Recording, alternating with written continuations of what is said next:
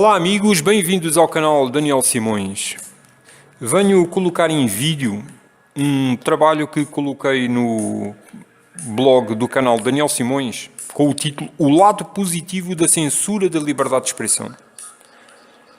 Claro que este tema é tão abrangente que não fica completo quando abrangido num vídeo ou num texto. Ele está sendo debatido internacionalmente por pessoas que se juntam para falar sobre o assunto. Então eu aqui simplesmente estou fazendo uma apresentação de alguns pontos de vista, incentivando o debate e incentivando a pessoa a pensar sobre isto. A censura da liberdade de expressão nas redes sociais, como o Facebook e o YouTube, é positiva no sentido em que nos revela que a própria censura da liberdade de expressão ainda existe e está ganhando cada vez mais força. Algumas pessoas não consideram que seja censura quando o YouTube ou o Facebook apagam textos, apagam páginas ou canais, porque como o Facebook e o YouTube são empresas privadas e têm os seus próprios regulamentos internos, eles simplesmente estão agindo de acordo com os regulamentos internos. E por isso muitas pessoas não consideram censura. Eu concordo com esse ponto de vista, mas também concordo que quando certos canais de comunicação se abrem para a sociedade como um todo, a liberdade de expressão deve ser algo inerente. Por isso eu continuo chamando de censura o que está acontecendo dentro dos meios dos canais das redes sociais. A censura da liberdade de expressão, e sim, eu estou repetindo para que fique bem definido que é sobre a censura da liberdade de expressão que estou falando e não sobre outro tipo de censura. A censura da liberdade de expressão nas redes sociais torna-se positiva quando, por exemplo, ao criarmos uma lista de páginas e de perfis de Facebook que já foram deletados da rede e os juntamos com os canais de YouTube que tiveram o mesmo fim, começamos a ver um padrão nos pensamentos e nas ideias que estão sendo censuradas. Para que a liberdade de expressão e a liberdade de pensamento sejam oprimidas nas redes sociais, é preciso que as ideias que planejam tais opressões se manifestem com a censura. Quando tais ideias se manifestam com a censura, revelam-se. Hoje temos a felicidade de ver a censura da liberdade de expressão agir virtualmente antes de agir na sociedade física, embora esta já esteja acontecendo no seio da sociedade. Ou será que sempre aconteceu e hoje está mais óbvia? As redes sociais, ao se transformarem em canais de expressão da censura da liberdade de expressão, tornam-se vias para conhecermos melhor as ideologias que expressam tal censura, seus argumentos e seus objetivos. Os argumentos, diga-se de passagem, são bem fracos e os objetivos bem perigosos. Posso adiantar que, quando estudamos a agenda internacional para a instauração de uma República Maçónica Internacional, vemos esta refletida no padrão do tipo de discurso que está sendo censurado nas redes sociais. Para que esta censura passe das redes sociais para a vida social física é um passo muito mais curto do que muitos imaginam. E este passo já está sendo dado nos meios de comunicação social, nas universidades e aproximando-se cada vez mais da esfera legislativa. Isto não está só a acontecer no Brasil, mas em diversas nacionalidades, nas mais variadas expressões linguísticas. Afinal, a agenda é internacional. Um dos objetivos da censura da liberdade de expressão na sociedade é suprimir ou substituir palavras. Ora, a palavra é uma expressão do pensamento. Se nos proibirem de falar certas palavras, como vamos exprimir certos pensamentos? A manifestação da censura da liberdade de expressão que estamos vendo a acontecer à nossa frente, nas redes sociais, em páginas e canais que seguimos e acompanhamos, é a oportunidade de estudar o modus operandi das forças opressoras. É também e essencialmente a oportunidade de contra-argumentarmos com os pensamentos e as pessoas que criam a censura da liberdade de expressão e a procuram justificar. Mas preparem-se para ser taxados de fascistas, supremacistas, privilegiados, etc.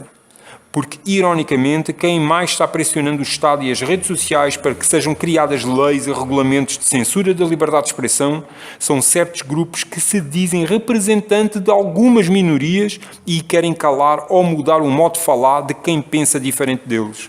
E querem que isto seja imposto pela lei.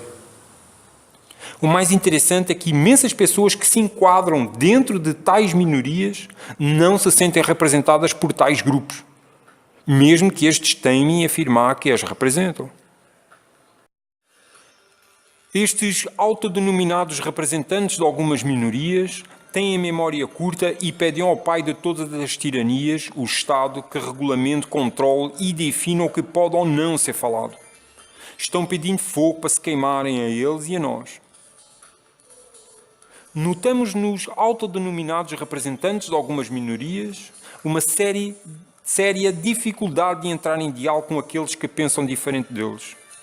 Justificam tal postura dizendo, por exemplo, que não dialogam com fascistas, sem se aperceber que, além de estarem agindo eles mesmos como fascistas, no meio de todos aqueles que pensam diferente deles, se existirem fascistas, também eles são uma minoria e sem força para determinar o pensamento geral.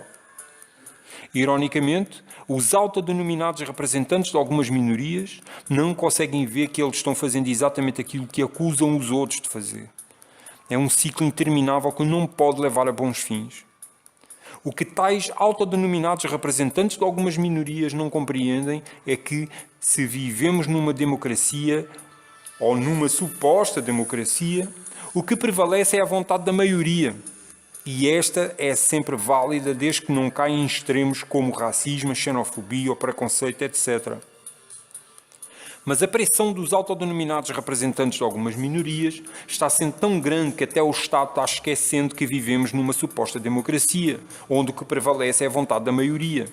E está querendo legislar em prol dos autodenominados representantes de algumas minorias. Ou o Estado não esqueceu que vivemos numa suposta democracia e simplesmente está seguindo as diretrizes da agenda internacional para a instauração de uma república maçónica. Vale a pena lembrar que imensos, se não todos, os grupos autodenominados representantes de algumas minorias são financiados pela Open Society Foundation de George Soros.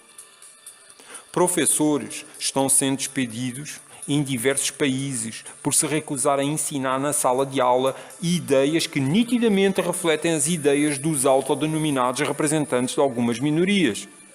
Professores estão sendo despedidos em diversos países por não concordarem com algumas das ideias defendidas pelos autodenominados representantes de algumas minorias e incentivarem os alunos a pensarem pelas próprias cabeças, questionando tais assuntos. Os pais das crianças e dos jovens nem sonham o que está sendo ensinado aos filhos, nem sonham que está havendo uma guerra pela mente das suas crianças e jovens. Entretanto, os colegas dos professores que são despedidos, ou seja, outros professores, ficam em silêncio em relação ao despedimento daquele e continuam seguindo o currículo pré-determinado pela direção da escola, pelo Estado, em prol dos autodenominados representantes de algumas minorias, de forma a garantirem o salário a um status quo. Acordos ortográficos, politicamente correto, ideologia de género, todos querendo, por lei, que certas palavras sejam suprimidas, transformadas ou substituídas. Depois das palavras, ideias. Depois das ideias, falas. Depois das falas, pessoas. Prisão para quem não cumpre o que a lei determinar o que se deve ou não falar. Isto está acontecendo em diversos países do mundo de forma coordenada. Obviamente que as pessoas devem ter a liberdade de expressão. Isso é óbvio. Ninguém deve ser oprimido ou marginalizado por suas opções sexuais, políticas, cor de pele, condição económica, etc. Isso é óbvio. Mas quando é o Estado quem determina o que deve ou não ser falado, quando é o Estado que determina as fronteiras da liberdade de expressão, estamos entrando em areias movediças, das quais poderá ser impossível sair por bem. Nós já temos uma memória histórica sobre isso. Então, o lado positivo da censura das redes sociais é que estamos podendo ver tudo isto acontecendo no mundo virtual e ainda estamos tendo a oportunidade de falar apesar de já estarem acontecendo prisões por palavras proferidas em redes sociais. Posso não concordar com o que falas, mas defenderei até ao fim a tua liberdade de falar. E até à próxima!